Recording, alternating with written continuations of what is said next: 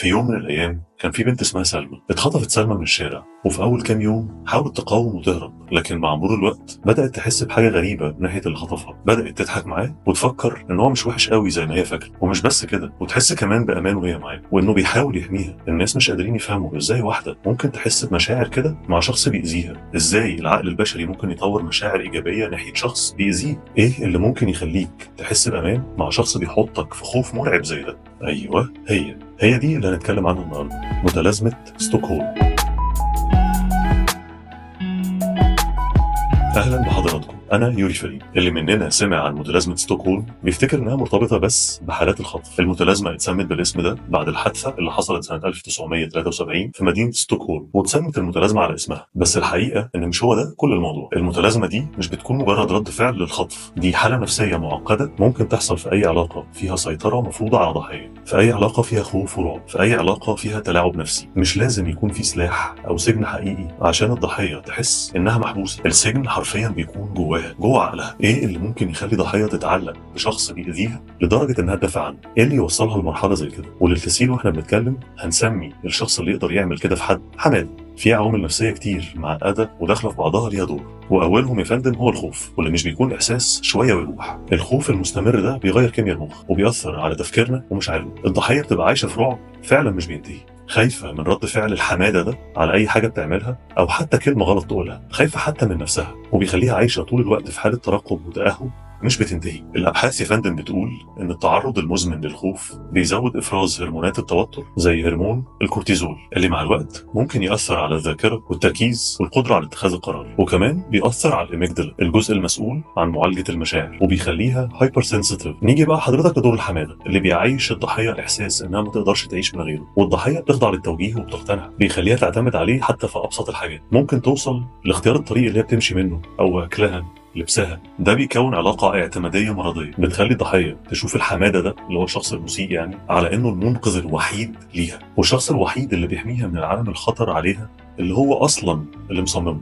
الاتاتشمنت ثيوري بتاع الدكتور جون بولفي بتشرح ازاي ممكن تتكون علاقة غير صحية بين الضحية والحمادة، خصوصا لو كانت الضحية عندها تجارب سابقة مع التعلق الغير آمن في طفولتها. وكمان الحمادة بيستعمل أساليب تلاعب نفسية معقدة علشان يشكك الضحية في نفسها وفي إدراكها للواقع حواليها، بيخليها تحس إنها مجنونة وبتتوهم حاجات مش موجودة، وهو يا حرام واخدها على عيبها. يخليها تشك في قدرتها على التفكير بشكل منطقي. ده بيمسح ثقتها في نفسها وبيخليها تحت سيطرته أكتر. والحمادة كمان بيفلتر علاقاتها الشخصية، بيعمل عليها كماشة، بيتحكم في شكل علاقتها مع أهلها وأصحابها، ويقطع علاقتها بالعالم الخارجي كمان كله عادي، يمنعها من التواصل مع أي حد ممكن يساعدها أو يفهمها. ده بيخليها أسهل في السيطرة عليها وبيزود اعتمادها عليه. والعزلة دي ممكن تكون جسدية زي إن هو يمنعها من الخروج من البيت، وممكن تكون عاطفية زي إن هو يبوظ علاقتها بأصحابها مثلا لو شك إن هم ممكن يساعدوها أو حتى حس إن هم خطر عليه. دراسة عملتها بينتر وداتن سنة 1993 بينت إن العزلة الاجتماعية بتلعب دور كبير في تطور متلازمة ستوكهولم في حالات العنف المنزلي. تقول لنفسها هو بيعمل كده علشان بيحبني، أو مضغوط في الشغل شوية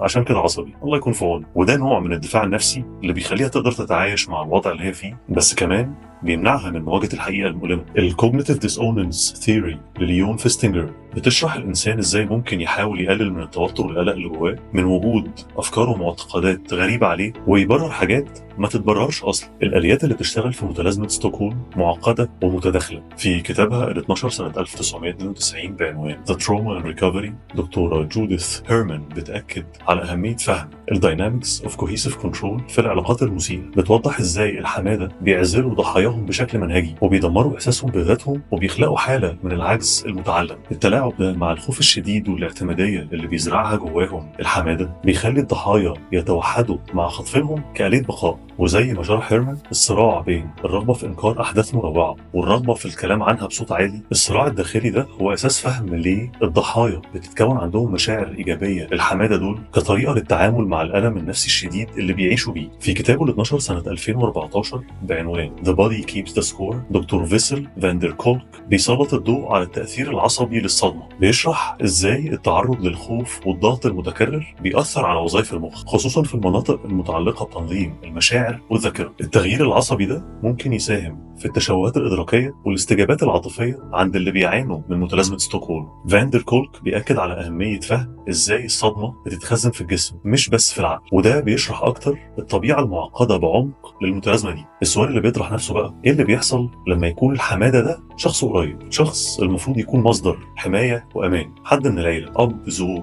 أخ، أو حتى شخص قريب من العيلة زي صديق للعيلة أو جار، حد بنثق فيه وليه أهمية ومكانة في الحياة اليومية. طيب هي الأعراض بتكون مختلفة وهو الخروج بيكون أصعب؟ للأسف الإجابة لما يكون الحمادة من العيلة أو قريب منها الوضع أكيد بيكون أصعب. الضحية بتكون في صراع نفسي رهيب بين حبها وولائها للعيلة أو العلاقة القريبة دي وبين الخوف والألم اللي هي بتحس بيه طول الوقت. الخوف من الفضيحة، الخوف من ردة فعل شخص معين، الخوف من نظرة المجتمع، كل ده بيخلي الاعتراف أصعب بكتير من الكتمان. في العلاقات دي بتكون الأعراض بتاعة المتلازمة أقوى وأعقد كمان، لأن الضحية بتكون مرتبطة بالحمادة ده لفترة طويلة وعلاقة فيها مشاعر وذكريات مختلطة. ده اللي هنكمله في الحلقة اللي جاية، وهنشوف كمان إزاي ممكن نفهم أكتر ونحاول كمان نساعد اللي في نوع زي ده من الأسر النفسي. سؤالي لحضرتك دلوقتي، لو كانت حياتك متعلقة بشخص واحد حتى لو بيأذيك، هتقدر تستغنى عنه ولا الخوف هيكسب؟ يا ريت تردوا عليا في الكومنتات وتعمل شير ولايك، ولو حضرتك موجود على يوتيوب بعد إذنك سبسكرايب. شكرا.